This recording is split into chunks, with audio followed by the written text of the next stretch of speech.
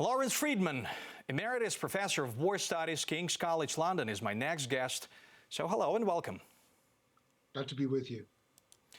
So, the summit of foreign ministers of NATO countries will be held in Bucharest next week. What to expect? Will Ukraine receive new air defense systems, or this question is not on the agenda right now yet? I think the question is on the agenda, and I think there's a lot of pressure to provide new air defense systems. Clearly, a certain amount is being done already, but it's very evident that Ukraine has a serious need there. The issue is what sort of air defense systems and how quickly they can be got to you. And I think that's probably the biggest issue. Will it be enough to shut down the sky above Ukraine? You can't shut down the sky across Ukraine. I mean, there's too much sky.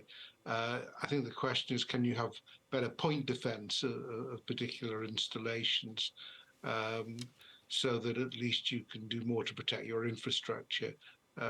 It's always an issue with air defenses. Do you try to give as much area coverage as possible, or do you make sure that particular installations get protected? Oh yeah, by the way, Poland asked Germany to transfer Patriot systems to Ukraine. Yeah. Do we have to expect that Berlin will delay this decision or not? It's an interesting one. Berlin has been very cautious, but it's hard to see, personally, I mean, I don't have any inside information on the deliberations of the German government, but personally I can't quite see why you should object to sending Patriot. It is an air defense system. How good it'll be is an interesting question, but it's not. It's quite an old system, but it has a good pedigree and it could probably do quite a lot. And it doesn't raise the sort of issues that tanks appear to raise as being suitable for offensive operations. So I don't particularly see any reason why not, other than practical ones and logistical issues. But Germany, unfortunately, is a habit of dragging its feet on these issues. I got a very good question. So the full-scale Russian invasion has been going on in Ukraine for more than 9 months. The West announces new military aid packages every single week, but evidently it's not enough. So what is the reason? Why? Well, I mean, you could always use more. I mean, militaries never have enough. So in that sense, correctly, in the sense you're never going to be satisfied. You'll always want more. I think you've also got to recognize that the politics of this has shifted, and I think that really shifted early on in the conflict when it was demonstrated by Ukraine that it was going to fight, which was the first issue, that it was going to resist, that it was unlikely that systems were just going to fall into Russian hands, which was another issue, but they could be used professionally. And I think also you've got to realize that Western inventories are being run down.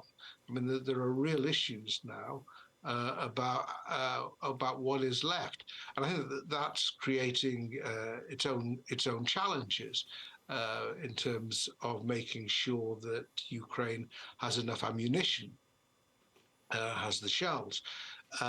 So that may require looking to different sorts of system where you know that you can get the ammunition to go with them, rather than systems that have been used already by Ukraine, but where stocks are running out. So it's quite a complex issue. It's not just a straightforward one of looking to see what you've got in the cupboard and handing it over.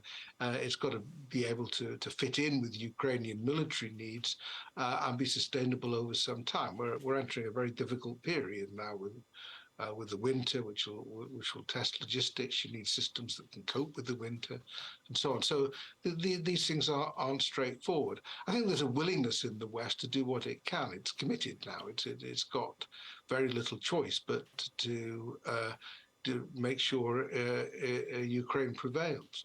But the practicalities are not all just made up. Some of them are really quite serious. The winter period, the winter time, will help more Ukrainian army, or on the opposite, the Russians? I think it'll help Ukraine. It's your country. I think you'll have better winter kit. A lot of the mobilized troops from Russia don't appear to have a decent kit even for the early autumn, never mind the middle of winter. And I think that was going to create a lot of its own issues.